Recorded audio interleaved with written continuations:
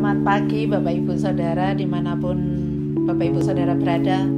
Gong Si Fa Cai ya. Nah, 2 hari yang lalu kita merayakan Chinese New Year. Dan saya percaya Bapak Ibu Saudara saat ini dalam keadaan yang baik. Nah, pagi hari ini kita akan merenungkan firman Tuhan dalam 1 Yohanes pasal 2 ayat yang kelima. Dikatakan, tetapi barang siapa menuruti firman-Nya, di dalam orang itu sungguh sudah sempurna kasih Allah. Dengan itulah kita ketahui bahwa kita ada di dalam Dia. Ya, bulan Februari identik dengan bulan kasih sayang juga. Pertanyaannya adalah, apakah Bapak Ibu Saudara mengasihi Tuhan? Apakah Bapak Ibu Saudara mencintai Tuhan lebih dari apapun? Nah, kasih dan cinta kepada Tuhan ternyata tidak cukup dengan berkata, aku mengasihi Tuhan, atau berseru dengan suara lantang, Tuhan, Tuhan, ya. Tapi mengasihi Tuhan itu membutuhkan bukti yang nyata.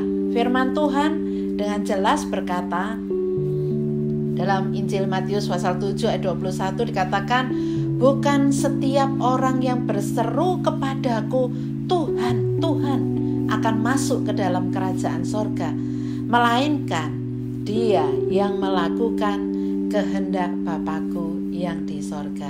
Ya, ini adalah bukti nyata seseorang mengasihi Tuhan, yaitu dengan melakukan kehendak Tuhan dan hidup dalam ketaatan.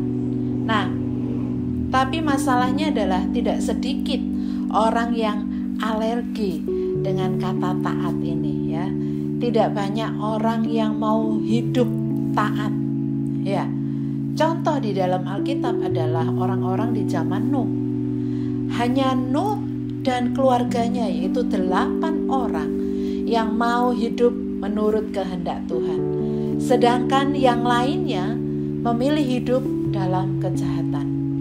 Dan akhirnya hanya 8 orang inilah yang selamat.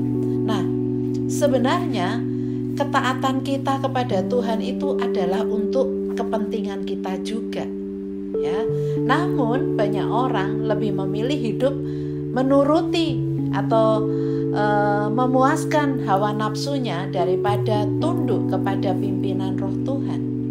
Dan Alkitab mengingatkan, ya, karena lebarlah pintu dan luaslah jalan yang menuju kepada kebinasaan, dan banyak orang yang masuk melaluinya.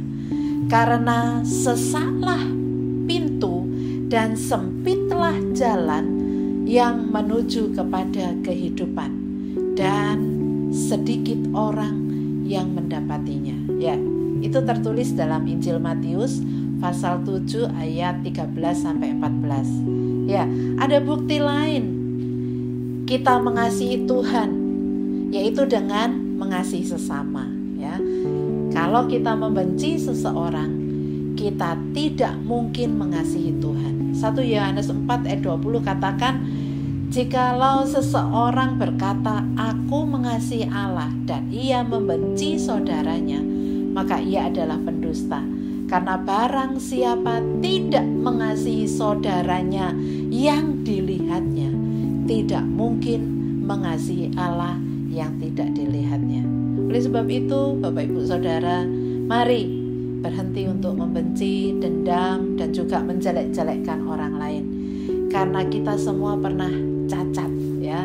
Maka dari itu, ayo saling mengasihi dan saling mengampuni. Alkitab menulis, orang yang membenci saudaranya sama seperti pembunuh, dan tidak ada pembunuh yang dapat beroleh hidup kekal, ya, dalam 1 Yohanes 3 ayat 15. Dan juga dalam 1 Korintus 8 ayat 3 dikatakan, tetapi orang yang mengasihi Allah, ia dikenal oleh Allah. Ya, biarlah di tahun yang baru ini, ya, ketika kita menginjak tahun yang baru ini, maka kita boleh dikenal oleh Allah karena kita mengasihi Allah. Ya, sekali lagi di bulan kasih sayang, dan sementara kita baru saja merayakan Sinja. Sekali lagi saya mengucapkan Gongsi Pacai. Tuhan Yesus memberkati.